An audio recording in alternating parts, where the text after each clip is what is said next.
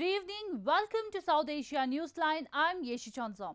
Here are the top stories we are tracking for you on Tuesday, the 25th of August. Rescue operation continues as several fear trapped in building collapse in India's Maharashtra. Locals protest against hydropower projects in Pakistan-administered Kashmir. Entry killed 41 wounded in Taliban truck bomb in Afghanistan.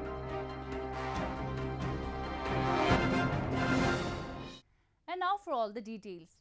Rescue operation continued on Tuesday at a building collapse site in India's western Maharashtra state as several were still fear trapped.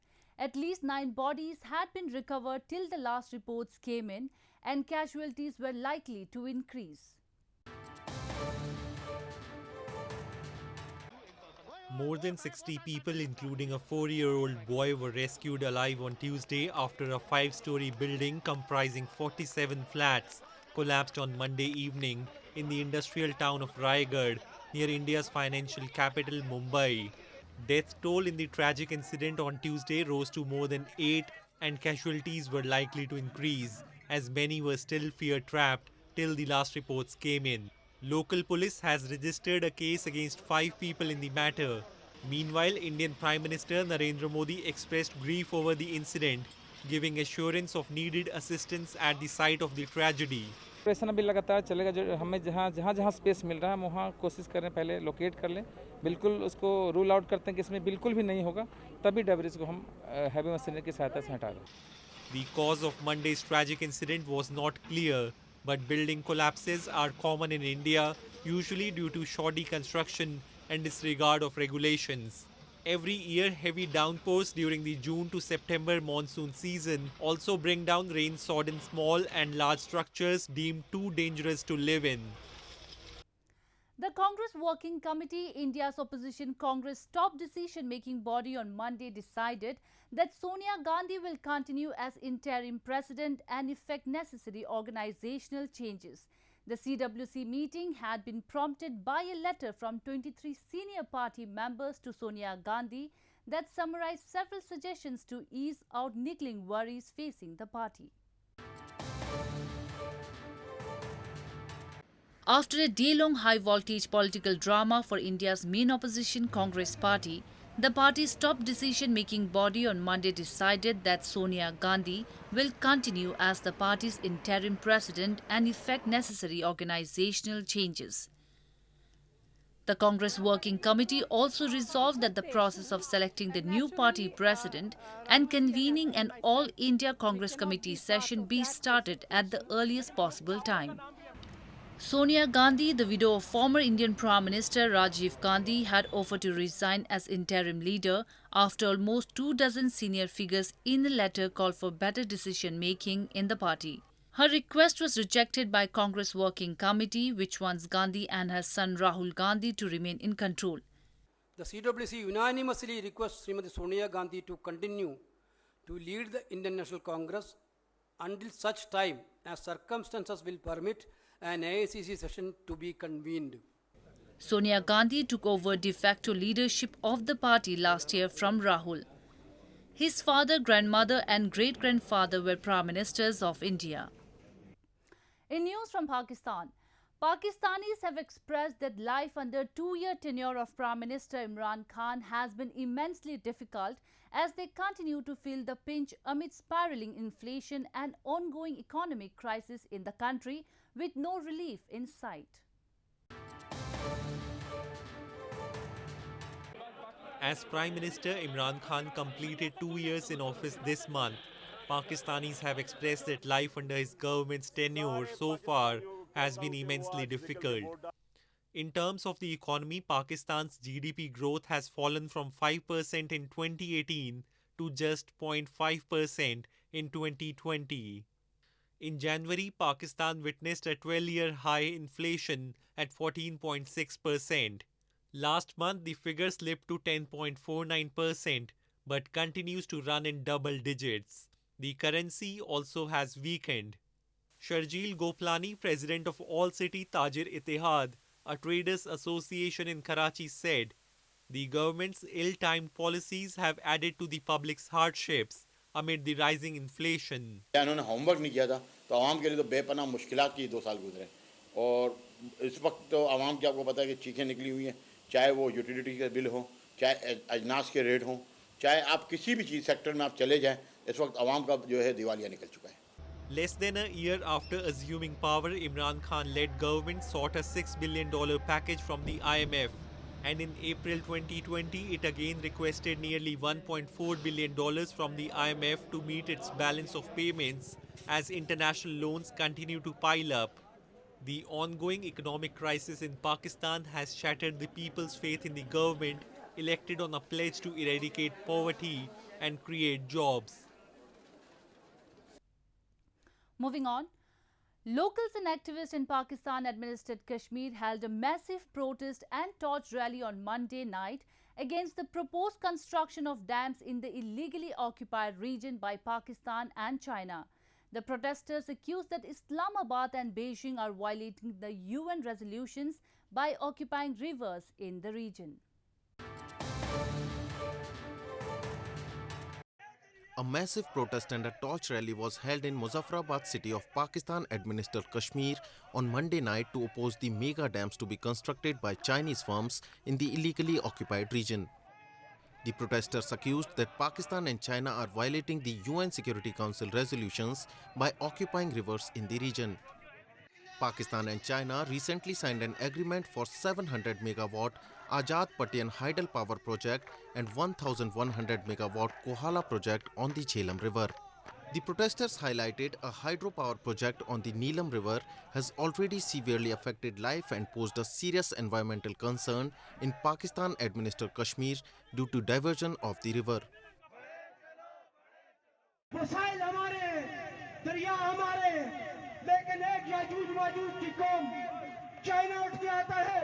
और इस्लामाबाद के अंदर बैठकर पाकिस्तान से वायदा करता है हमारे दरियाओं के ऊपर पाकिस्तान और चीन को किसने हक दिया कि वो हमारे दरियाओं. Activists have long blamed that Pakistan and China have been jointly plundering the natural resources of Pakistan-administered Kashmir and Gilgit-Baltistan in the wake of China-Pakistan economic corridor. The resentment in the occupied territories is high against both Islamabad and Beijing. Moving on to news from Afghanistan. A car bomb blew up near a military base in Afghanistan's Balkh district early Tuesday morning, killing at least 3 people and injuring over 40 people. Insurgent group Taliban claimed responsibility for the attack. A car bomb blew up near a military base in the Afghan district of Balkh early Tuesday morning, killing at least 3 people in an attack claimed by Taliban insurgents. According to an Afghan Ministry of Defense statement, 41 other people, including civilians, were wounded in the attack. The attack comes at a time when the United States is encouraging peace talks between the Afghan government and the Taliban, while preparing to withdraw the last US troops to end almost 19 years of war. یک اراده مازدا که مواد انفجاریه بار بوده انفجار کرده در نزدیکی قرارگاه کماندوی ما، مگر خوشبختانه قبل از رسیدن به قراول و داخل قرارگاه توسط پیرادارای بیدار کماندو شناسایی و بالاش اجراعات صورت گرفته که در نتیجه 6 نفر کماندوی ما زخمی می باشه و 1 نفر هم شهید می باشه، مگر بیشترین قربانیان از این حمله ملکی ها می باشند که تعداد و آمارشان تا فعلا از 30 الی 35 نفر هم افزود شده. A Taliban spokesman in a statement said the rebel group was responsible for the attack, claiming dozens of Afghan commando forces were killed and wounded. Wildlife officials in Sri Lanka recently rescued a baby elephant trapped in a well. The baby elephant was pulled out of the shallow well and was driven back into the jungle in the north-central Malativu district using firecrackers. In a separate incident, wildlife officials in central hills of Gampola found a leopard which had died in a snare. This is the 3rd hill leopard to be killed in the same way in the last 3 months. Laying snares to catching wild animals is illegal in Sri Lanka. For the first time since 2012, Lake development authorities in Srinagar city of India's northern Jammu and Kashmir territory have procured high-tech machines to help in cleaning the iconic Dal Lake. One of the most noteworthy tourist destinations, the Dal Lake attracts a large number of tourists from across the world every year and contributes majorly to the economy of the area. The iconic Dal Lake is integral to tourism and recreation in India's northern Jammu and Kashmir territory, with houseboats being a major tourist attraction for decades. Over the years, the Dal Lake has deteriorated considerably as thousands of tons of sewage spew into it, feeding weeds and choking the lake and its aquatic life of oxygen. The Jammu and Kashmir Lakes and Waterways Development Authority in Srinagar city have procured high-tech machines to help in cleaning the Dal Lake. With manual cleaning proving to be not enough for the entire lake, high-tech machines have been brought to restore the beauty of the lake. तो ये high capacity machines है, जिसमें एक high capacity dividing machine है, दो डम barges है, एक सेल्फ प्रोपेल्ड बार्ज है. डिवीडिंग मशीन के बाद जो वीड हमारे इसमें डॉकयार्ड में आएगा, इसको वीड ट्रांसफ़र क्रेन हमने मंगवाया है.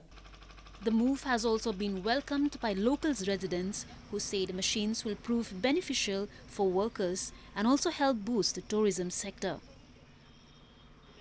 पहले आप देखेंगे तो अगर मैनुअली जो करते थे वो छोटा सा पोर्शन ही क्लीन होता था, तो उसमें बीच में वीड आते रहते थे वहाँ पे, तो वो क्लीन नहीं होता था प्रॉपर्ली. मगर ये जो उन्होंने अभी किया है, अभी जो जोड़ रहे हैं मशीन्स, तो इससे पता चल रहा है कि इसका बहुत ज़्यादा बेनिफिट होगा यहाँ के लोकल्स को भी, और जो यहाँ पे काम कर रहे हैं उनको भी, और जो टूरिज़्म आएगा यहाँ पे उनको भी बहुत ज़्यादा मतलब अच्छा लगेगा यहाँ पे आना.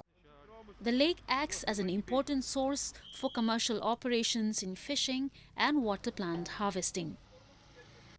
To celebrate the ongoing 10 days Ganesh festival, devotees in India's western Nagpur city have set up a temporary platform themed as the COVID-19 facility, featuring Hindu god Ganesha in a doctor's attire. The Ganesha idol has been installed in the form of a doctor to raise awareness about COVID-19 pandemic.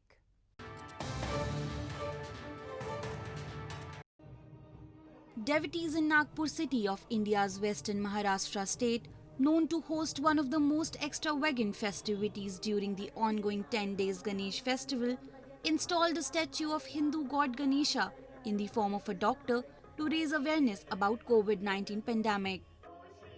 Wearing a white coat like of a doctor and armed with a stethoscope, the elephant-headed god has been placed in a pandal or temporary platform in the form of a COVID-19 facility.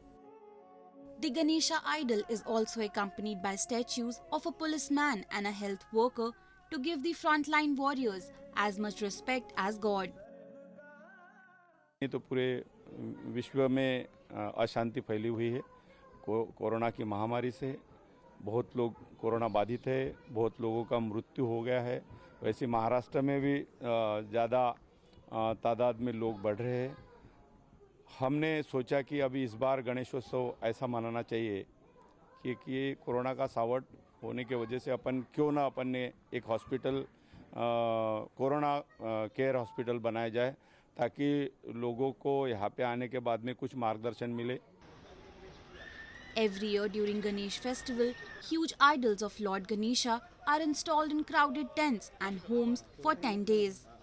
However, this year with the pandemic, there are several restrictions in place to avoid rapid spread of the infection. India currently has 3.1 million confirmed cases of coronavirus, with at least 58,390 deaths. Well, that's all we have for you from South Asia this evening. Now our viewers can watch the show on SouthAsiaNewsline.com. You can also visit us on Facebook.com/AsAsiaNewsline and follow us on Twitter @AsAsiaNewsline. That's all in tonight's edition. We'll see you same time tomorrow. Good night.